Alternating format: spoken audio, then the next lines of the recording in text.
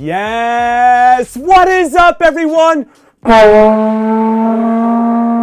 Pretty sure my neighbors aren't gonna appreciate that, but we're having fun. So I got this good friend of mine who thinks I know everything about soccer, football, foosball, calcio, fuchiball, and he's not wrong because Americans clearly know everything that there is to know about the beautiful game, am I right? So he wanted me to answer some questions for him, and I thought, why not? So what do you got for me, Super Kev? Oh, hey Jimmy, thank you for having me. Few questions. First, VAR.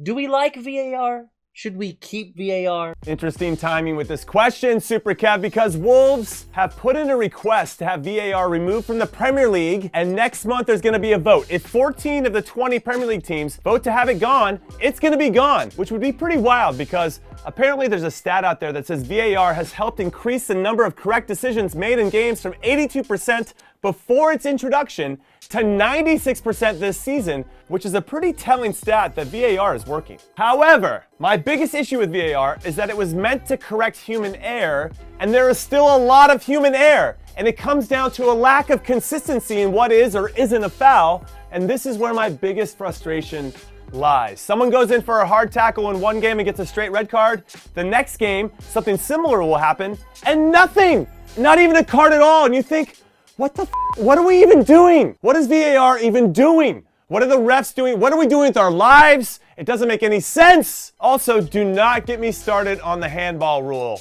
It drives me absolutely crazy and I get triggered when I think about it. So I don't like it clearly in its current iteration. But I'd be fine with it if it was called the same way every single time, and it's not. And that is the problem. If they fix that, then I think the perception of VAR will change. What's next? All right, I have another one. If Bayern Munich offered you the job, would you take it? 1 second. No. Question number 3, Jimmy. Juventus just won their first trophy in 3 years. Is the old lady back? Listen, as much as I respect Juve for putting on a good performance to beat an in-form Atalanta team to win the Coppa Italia for the 15th time, define the word back. Does that mean battling AC Milan for seconds going forward? Because I think Simone Inzaghi and Inter are going to be running Serie A for quite some time. But maybe my mind will change if Juve get in a new coach. Anything else? I've been hearing, Jimmy, that Courtois will be starting in the Champions League final for Real Madrid, even though he's only played 3 games this year. Is that fair? Honestly, Super Kev, we should all be deferring to Don Carlo Ancelotti since he's the most successful manager in Champions League history. But then I saw Real Madrid legend Iker Casillas say this, and obviously he's one of the best goalkeepers of all time. He said this: I think in the final, Lunin should continue. Courtois doesn't have to prove anything to anyone. He will be the best goalkeeper in the world again, but he has recently recovered. Lunin has shown he is a guarantee. First off, I'm torn. You can make a strong argument for either one. Second, life isn't fair. And third, this is a really, really good problem to have. 2 healthy goalkeepers that are playing at a high level. So I'm not sure why I'm feeling bad for Real Madrid at this moment. They've won this competition so many times. However, if the goalkeeper that starts ends up making a mistake, then that's when things could get a little dicey. So, ooh, baby. I think you go with Lunin here. He helped you get to the final, you know? So let him see it out. Okay, Jimmy, one last question. The Reyna experiment didn't really work in Nottingham Forest. Where should he go from here?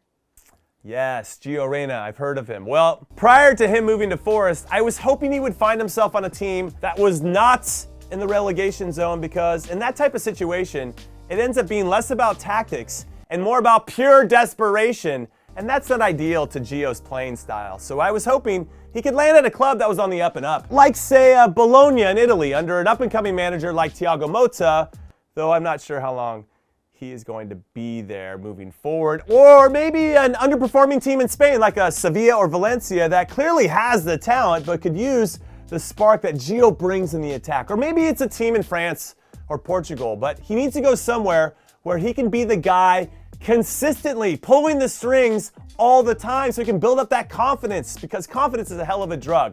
And I know that maybe France or Portugal will feel like 1 step back for 2 steps forward, but he needs to do something where he can play and play a lot. Also, just to throw it out there, I signed my first MLS contract at age 22, and it took me 6 years from that point to get on the national team, and then I played in a World Cup a year later. Gio is only 21.